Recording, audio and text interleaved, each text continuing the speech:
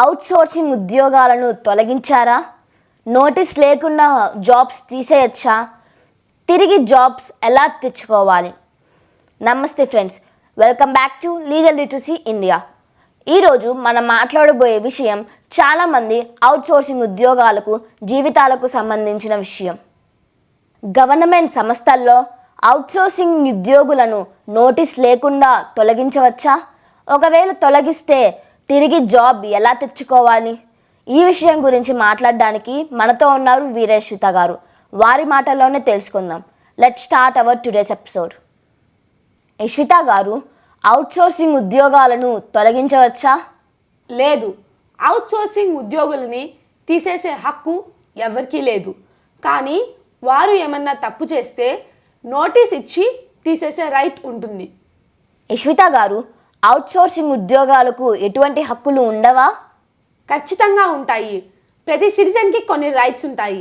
అలాగే అవుట్సోర్సింగ్ వర్కర్స్కి కూడా కొన్ని రైట్స్ ఉంటాయి. లేబర్ యాక్ట్ పనిచేస్తుంది, ఇండస్ట్రియల్ డిప్యూట్స్ యాక్ట్ వర్తిస్తుంది, అలాగే మినిమం వేజెస్ యాక్ట్ కూడా వర్తిస్తుంది.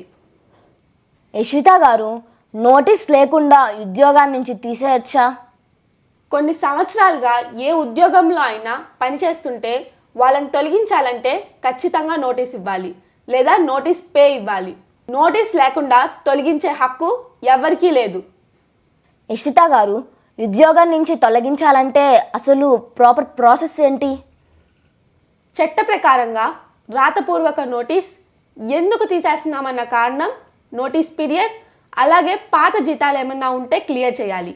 ఇవేవీ లేకుండా ఉద్యోగం నుంచి తీసే అధికారం ఎవ్వరికీ లేదు. యశ్విత గారు, కాంట్రాక్ట్ అయిపోయింది అని చెప్పి ఉద్యోగం నుంచి తీసేయచ్చా? ఇది ప్రభుత్వ శాఖ ఎక్కువగా చెప్పే మాట.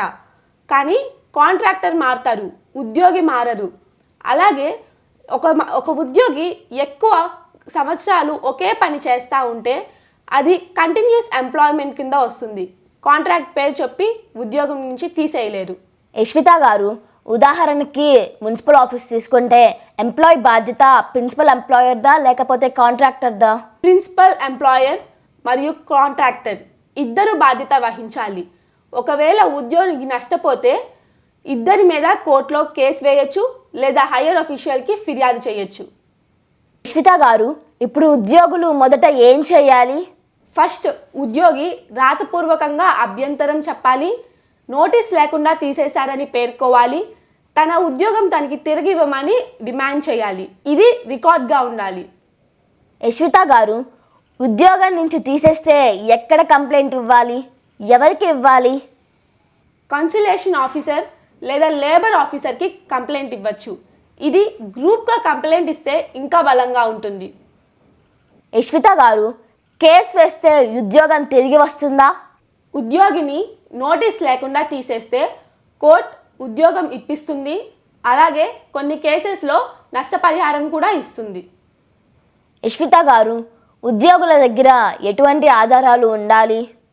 ID card, bank statement, attendance, messages, official messages, EPF, ESI and work order ఇవన్నీ ఉంటే కేసు బలంగా ఉంటుంది. వీటిలో 3 ఉన్నా సరిపోతుంది. యశ్విత గారు, ఉద్యోగులకు మీరు ఇచ్చే చివరి సలహా ఏమిటి? భయపడకండి, మీరు తప్పు చేయలేదు. కొన్ని సంవత్సరాలుగా ఒక సంస్థలో పనిచేశారంటే మీకు కొన్ని హక్కులు ఉంటాయి. చట్టం నిజాయితీగా పనిచేసే వారి పక్షానే ఉంటుంది. ప్రభుత్వాలు మారినప్పుడు ఉద్యోగాలు తీసేస్తున్నారు. దయచేసి కార్మికుల పొట్ట కొట్టద్దు, వారిని ఉద్యోగం నుంచి తీసేయద్దు. ఫ్రెండ్స్, ఈ వీడియోని రాష్ట్ర వ్యాప్తంగా ఉన్న అవుట్సోర్సింగ్ ఉద్యోగులందరికీ షేర్ చేయండి. ఇది అందరికీ ఉపయోగపడుతుంది. ఇది లీగల్ లిటరసీ ఇండియా. సబ్స్క్రైబ్ చేసుకోండి, లైక్ చేయండి. రేపు మరో ఇంట్రెస్టింగ్ టాపిక్తో మళ్ళీ కలుద్దాం. Thank you.